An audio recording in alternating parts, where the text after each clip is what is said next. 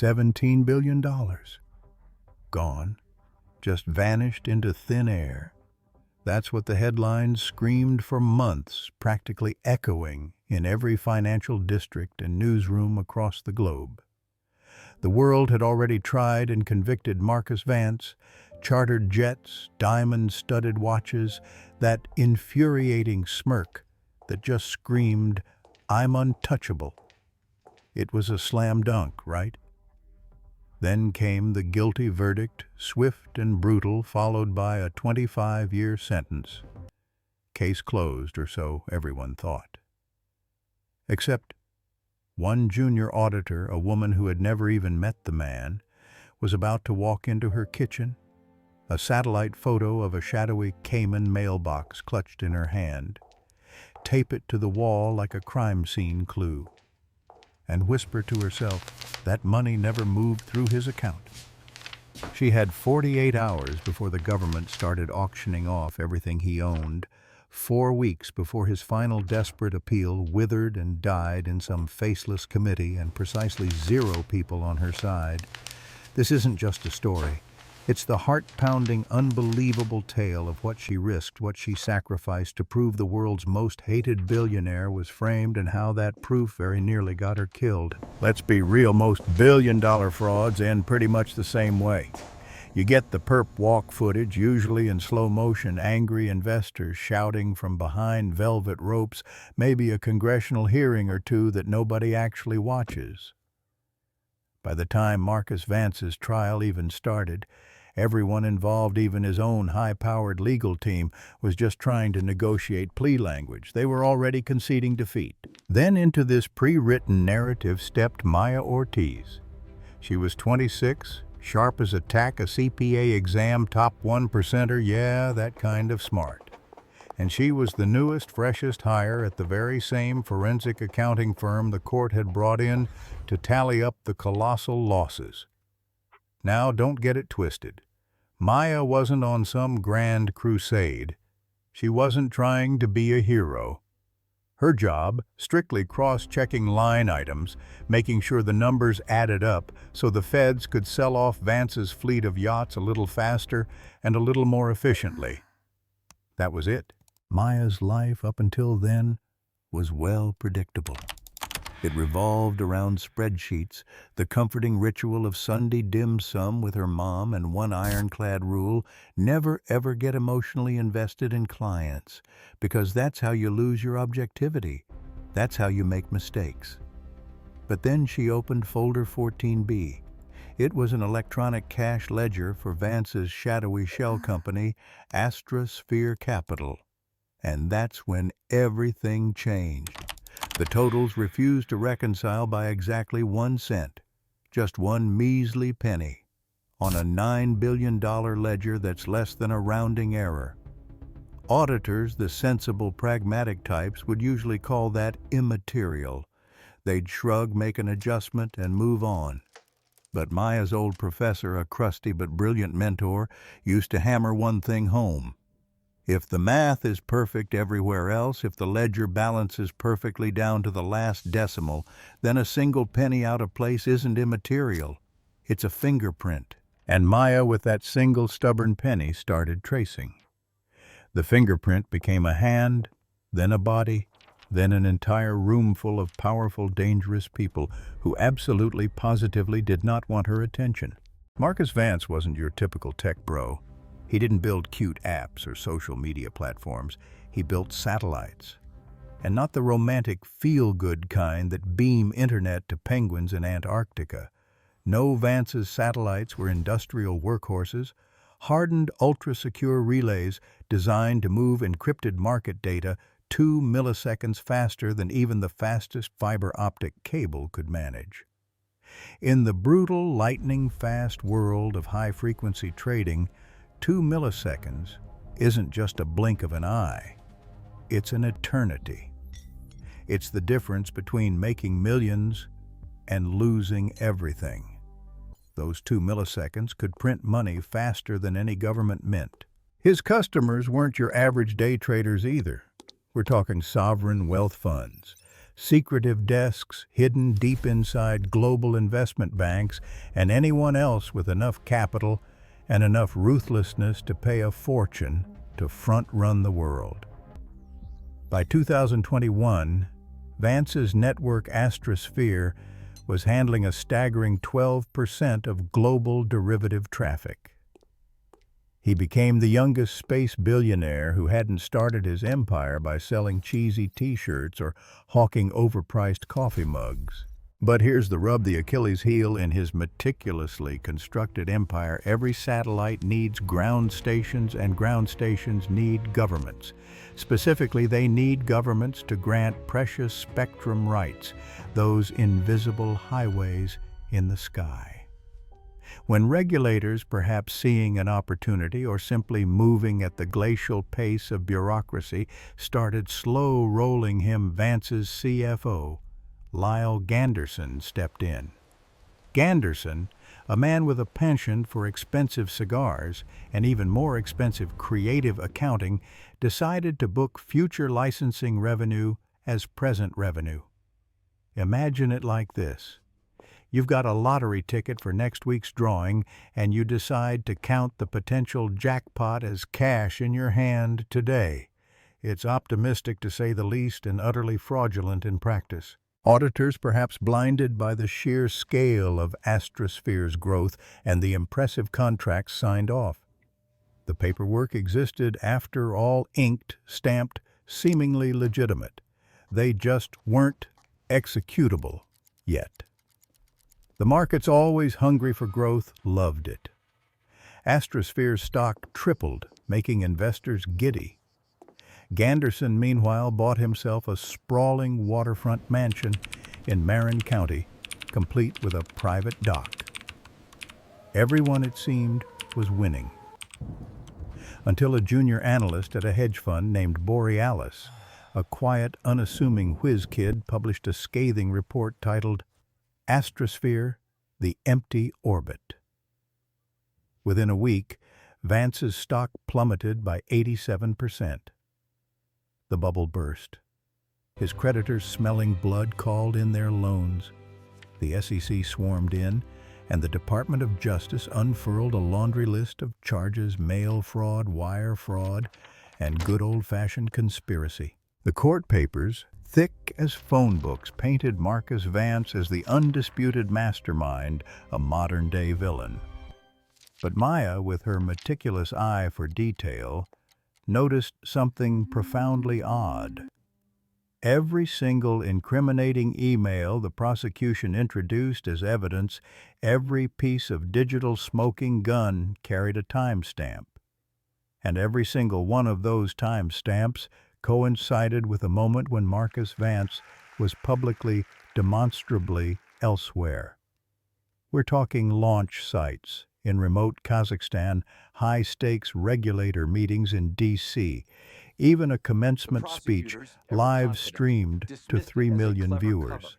The prosecutors, ever confident, dismissed it as a clever cover, a brilliant alibi orchestrated by a criminal genius. But Maya called it physics. One man simply can't click send from low Earth orbit. It just doesn't work that way. Maya's first, most logical instinct was to flag this glaring inconsistency to her manager. He was a former SEC enforcer, a guy who routinely bragged about shutting down boiler rooms and busting white-collar criminals. She figured he'd see the importance of this detail immediately. The conversation lasted exactly 42 seconds. "Drop it, Ortiz," he'd grunted, barely looking up from his coffee. "Courts love tidy narratives. They want a clear villain, a clear crime. You're paid to count yachts, not to save sociopaths." The dismissal was blunt, cold, and utterly disheartening. That night, Maya stared at the apartment wall where her dad's framed police badge hung. It was old, tarnished, but still gleamed with a quiet dignity. He'd died responding to a burglary call everyone, including his own precinct, had assumed was routine. Just a routine call, they'd said. And that routine had buried him. The thought chilled her to the bone. She couldn't let a tidy narrative bury the truth again, not if she could help it. So in a moment of sheer irrational defiance, she did the least logical thing possible for a junior forensic accountant. She wrote to Vance. In prison.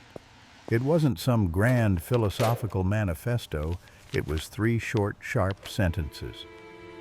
I see gaps in the cash flow, she wrote, her pen pressing hard against the paper. I need your calendar and root server access. If you're guilty, forget this letter. She mailed it without a return address, feeling utterly ridiculous the moment it dropped into the mailbox.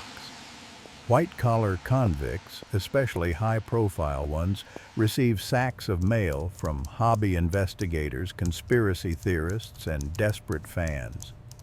Most of it, she knew, ended up as kindling in some prison incinerator. 3 days later, her encrypted Dropbox pinged. A single ominous file named Horizon. Inside, not a message, but gigabytes of data. Accounting Images Flight manifests a calendar so painstakingly detailed, it listed which assistant fetched his coffee on which specific Tuesday. And then there was a voice memo. Vance's voice, raspy, weary, but with an underlying steel. Miss Ortiz, he began, his voice barely a whisper. I don't know if you're another parasite trying to pick over the bones or some kind of angel. But if you're real, if there's a shred of truth in your words, find my mother's ring. It's the only thing they let me keep. Prove I was somewhere else when the world says I robbed it. The raw human plea in his voice, the mention of his mother's ring, it hit Maya harder than any spreadsheet ever could. It transformed a detached accounting exercise into something deeply personal. From that moment on, Maya's entire life became a relentless pursuit of that 1-cent discrepancy. It was her North Star, her guiding thread through a labyrinth of financial deception. She discovered AstraSphere's internal ledgers were meticulously rounded to the nearest dollar. A common practice, yes, but the SEC exhibit, the very evidence used to convict Vance, showed sense. Every single entry. Someone, a very deliberate someone, had converted the numbers, then presented them as originals to the court. This was a massive red flag. Standard chain of custody protocols should have blocked such a glaring discrepancy, yet the government's forensic copy carried a hash that didn't match the defense's clone. For Maya, this wasn't just a technical glitch. It was evidence tampering. But good luck trying to explain that in court without sounding like a tinfoil hat-wearing conspiracy theorist. She needed the unrounded source file, the raw data, the true original. Standard audit procedure dictated she request it from the CFO. The problem, CFO Lyle Ganderson, had already pleaded the Fifth, resigned in disgrace, and vanished without a trace. Rumor placed him yacht-hopping somewhere near the Azores, living out his days on ill-gotten gains. Maya couldn't exactly subpoena a yacht in international waters. She could barely afford Southwest flights, but she was desperate. So she did what any determined, slightly unhinged auditor would do. She started stalking Ganderson's college-age daughter on Instagram. Not in a creepy, obsessive way, she told herself, but more in a where does your family spend spring break these days kind of information-gathering exercise. Turns out the daughter was vacationing at a lavish rented villa in Santorini, all white stucco and azure views. Maya, fueled by coffee and sheer audacity, maxed out. Her credit card flew coach through 3 hellish airports and showed up at the villa gate. She pretended to be delivering a courier envelope from Dad's attorneys, affecting an air of urgent importance. The unsuspecting housekeeper, probably used to Ganderson's shady dealings, waved her through. Inside, amidst the opulence, she found it a MacBook Air carelessly left open, still logged into an account named LJG Backup. A gold mine. She cloned the entire drive using a tiny USB stick shaped like a lipstick. Old school quiet, leaving no digital trace in the cloud. It was a move straight out of a spy novel, but for Maya, it was just another Tuesday. Back in her cramped, anonymous hotel room at 3 a.m., she opened the files. And there it was.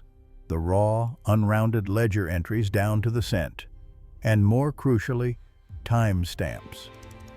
Timestamps that irrefutably showed the incriminating emails, the ones that had sealed Vance's fate, were composed after. Marcus had already left the office, already boarded his plane to Kazakhstan. Ganderson hadn't just fudged numbers. He had meticulously scheduled them on a delay like evil digital Christmas cards. The subject line, Project Atlas FY Memo, was designed to appear official and routine.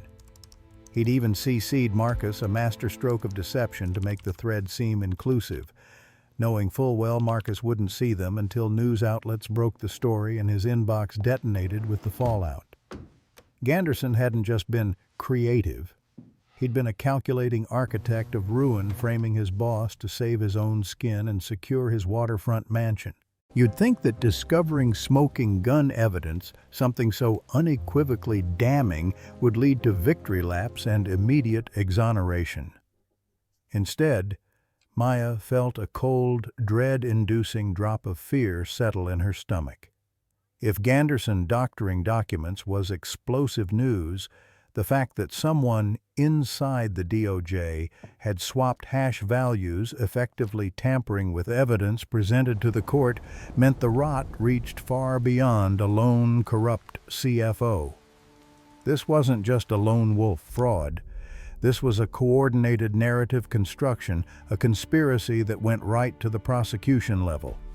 It was terrifying. She knew she needed a journalist, someone with a platform, but mainstream desks, after a few polite rejections, dismissed her as conspiracy adjacent. They saw a junior auditor, not a whistleblower. She tried independent outlets, but they wanted money she didn't have or proof she couldn't yet publicly provide. So she did the 2020s version of shouting in the town square. She posted a detailed, anonymized thread on FinTech Leak, a niche subreddit for financial nerds who reveled in dissecting complex cases. It trended, gathering hundreds of comments and upvotes, then just as quickly vanished. Moderation claimed lack of verification. The very next morning, her car's rear window was smashed. Nothing stolen, just glass glittering like malevolent diamonds on the asphalt. A stark, chilling warning. She filed a police report, her hands trembling as she recounted the story. They shrugged, offering the usual boilerplate road rage, probably random. But to Maya, nothing felt random anymore. Everything felt thematic. Meanwhile, Marcus's final appeal clock ticked louder, more urgently. Maya learned the harsh reality of federal appeals. They weren't retrials. They were polite, highly technical arguments about procedure. New evidence could be noted perhaps, but it rarely disturbed a verdict unless it proved actual innocence. A bar so impossibly high, it might as well have been Mars.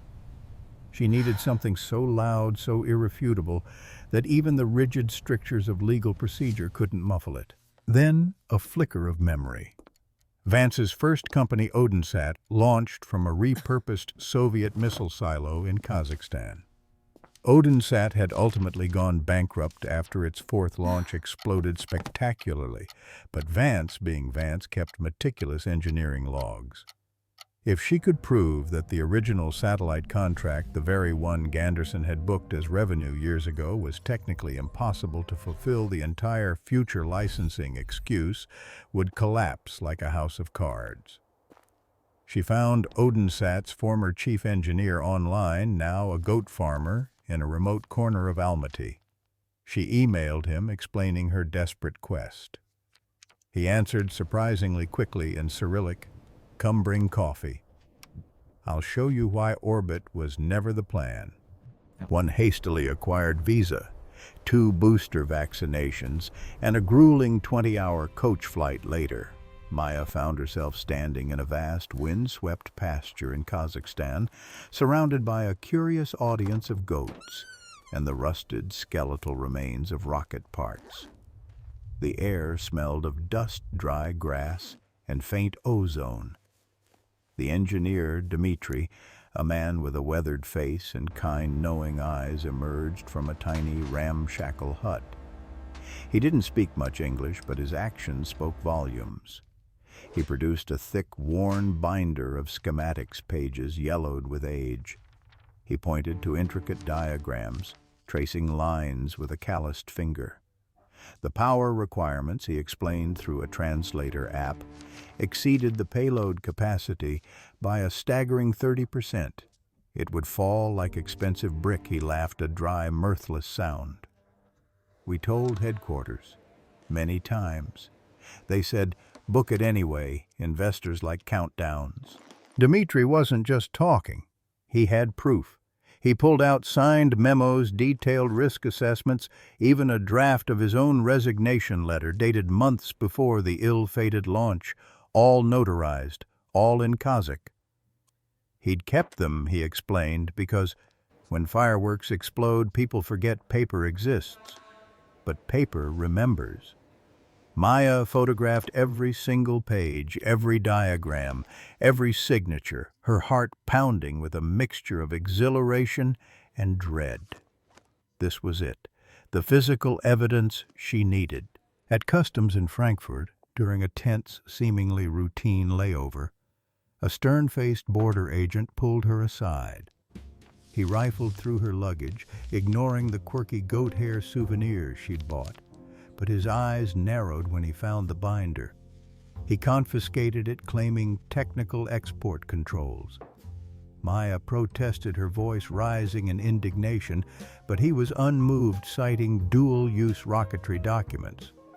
She demanded a receipt, anything to prove it had been taken, and he scribbled an illegible signature on a crumpled napkin, a dismissive gesture. By the time she landed in Boston, utterly exhausted and emotionally drained, the only thing left of her hard-won evidence was that absurd napkin. She wanted to scream, to weep, to give up. But then she remembered she'd photographed every single page. Cloud back up, she thought, a modern-day angel saves idealists. I thought I lost everything. Back home, fueled by instant coffee and sheer adrenaline, Maya assembled her dossier. It was a meticulous, damning compilation, time-stamped photos of the Kazakh documents, Ganderson's laptop clone with its incriminating scheduled emails, the mismatched hash values that screamed evidence tampering, and a comprehensive timeline showing Marcus Vance airborne during every critical email. She FedExed copies to the DOJ's Public Integrity Unit, the Wall Street Journal, and on a desperate whim, a Hail Mary pass to 60 Minutes. Then she waited. The silence was deafening, punctuated only by the frantic beat of her own anxious heart.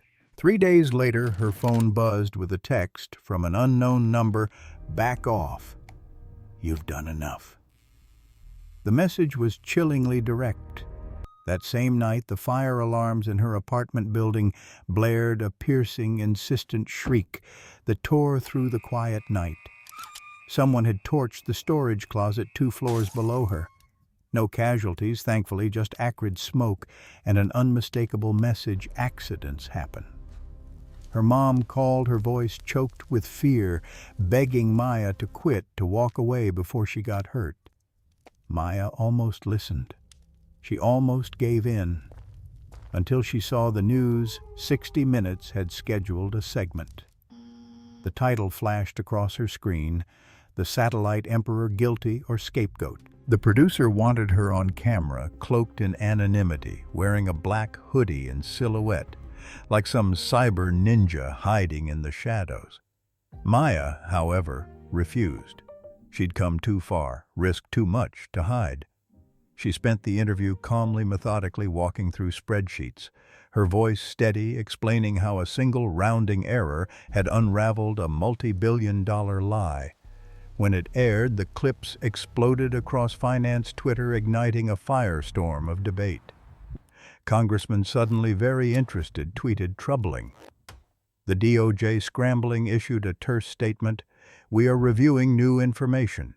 Reviewing Maya new was bureaucrat speak for panic. The tide, slowly but surely, was turning. Marcus Vance's legal team, energized by the sudden shift in public perception and armed with Maya's undeniable evidence, filed an emergency petition.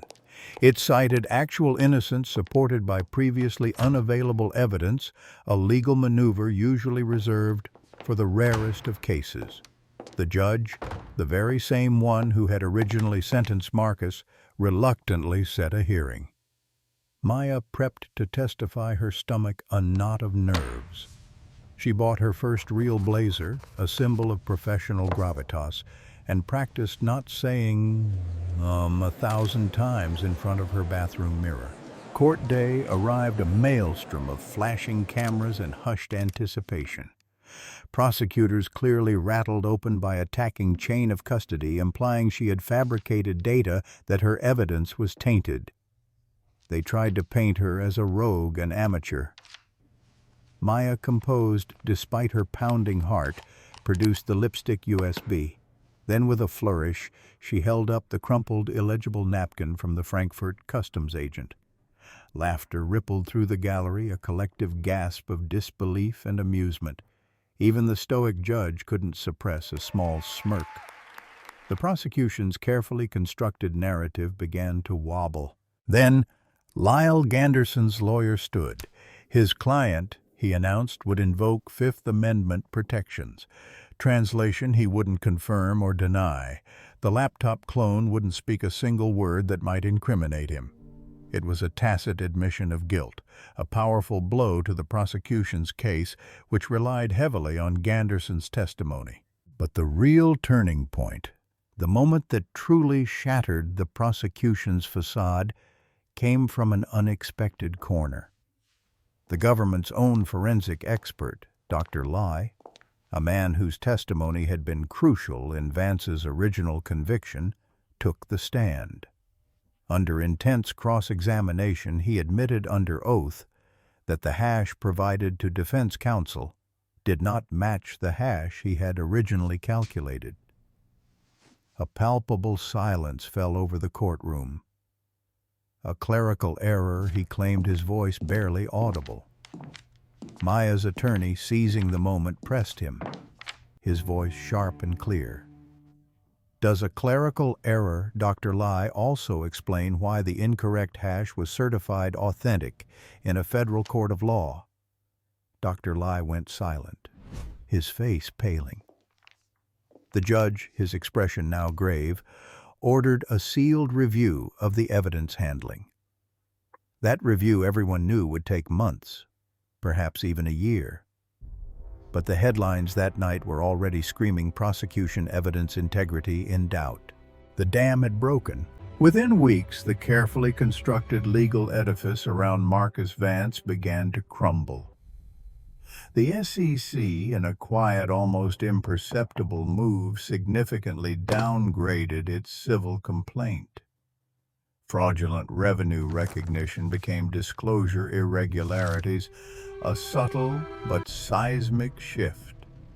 The difference between the two, billions of dollars in potential damages, and more importantly, a world of difference in culpability. AstraSphere's insurers, seeing the writing on the wall, settled the multitude of shareholder lawsuits for cents on the dollar, cutting their losses. Marcus, despite the dramatic revelations, remained in prison. Appeals, as Maya had learned, crawl at a glacial pace, especially in high-profile cases. But the narrative, the public perception, had irrevocably flipped. He was no longer the undisputed villain. He was a potential scapegoat, a victim of a larger, more insidious scheme. Congress, spurred by the media frenzy and public outrage, opened extensive hearings on forensic standards and evidence handling within federal agencies. Maya's inbox, once filled with spam and professional newsletters, now overflowed with whistleblower tips, pharma, oil, crypto. People saw her story and believed.